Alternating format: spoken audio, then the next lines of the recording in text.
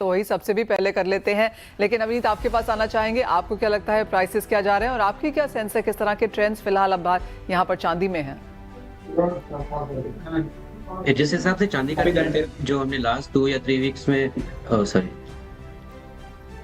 अविनीत बोल रहे हैं जी। Please okay, happy Dhanteras to everyone.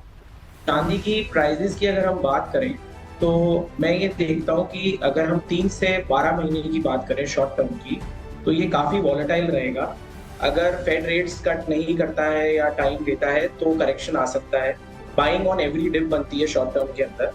Interest rates से बहुत बड़ा फैक्टर रहेगा। अगर इंटरेस्ट रेट नीचे जाती है तो सिल्वर की प्राइस जरूर बढ़ेगी, क्योंकि बुलियन के अंदर इन्वेस्टमेंट आता है सबसे ज्यादा, and it is one of the safest haven right now, क्योंकि जिस तरीके के वॉर्स एंड इकोनॉमिक टेंशंस चल रही हैं उसको देखते हुए। सो मेरे हिसाब से शॉर्ट टर्म में काफी वॉलेटिलिटी रहेगी। डिसिप्लिन की तरीके से आपको ट्रेड करना पड़ेगा। अगर आपको इन्वेस्ट करना है तो dip on FD, like whenever there is a correction, buying on dips बनती है। 1 से 3 साल के होराइजन के अंदर बुलिशनेस है, क्योंकि जो डिमांड आएगी वो सारी इंडस्ट्रियल डिमांड उसको बैक करेगी। क्योंकि आज जैसे सोलर पैनल्स की हम बात करें, उसके सेल्स में मैक्सिमम यूज होती है। ईवीज की बात करें, चार्जिंग स्टेशंस की बात करें, एआई इंफ्रास्ट्रक्चर की बात करें, तो मेजर हमारा जो ड्राइविंग फोर्स है सिल्वर डिमांड जो आ रही है वो वहां से आ रही है।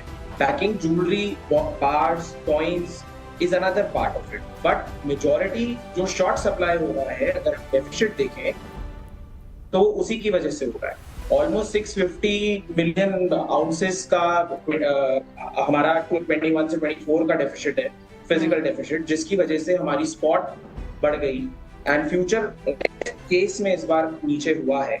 एंड वो जो डिफरेंस है उसको बैकवर्डेशन कहते हैं, जो एक अपने आप में बहुत रेयर है। बट एंड लॉन्ग रन में अगर हम बात करेंगे तो 100% बुलिशनेस है। आप इसको खरीदिए, इन्वेस्ट करिए, रखिए, आपका बहुत अच्छा आपको रिटर्न मिलेगा इसके अंदर, बिकॉज बहुत सारी चीजें हैं सिल्वर को लेकर के जो जगह पे यूज हो रहा है। तो just not jewellery, just not bars, just not coins, but because of the industrial demand, that backing is there, that sustainability will come and people can rely on it, because there will be a regular demand from this sector, because this is a very growing sector. तो अविनीत, आप ये कह रहे हैं कि अगले 3 से 12 महीने में अच्छी खासी उठापटक यहाँ पर चांदी में देखने को मिलेगी। एक तो वो चीज़ है, और प्राइस लेवल्स क्या हैं आपके आगे जाते हुए, क्योंकि जिस तरह से मनोज जी ने कहा 60, 70, $72 तक यहाँ पर प्राइसेस जा सकते हैं। आप प्राइसेस अगले 12 महीने में किस रेंज में देखेंगे?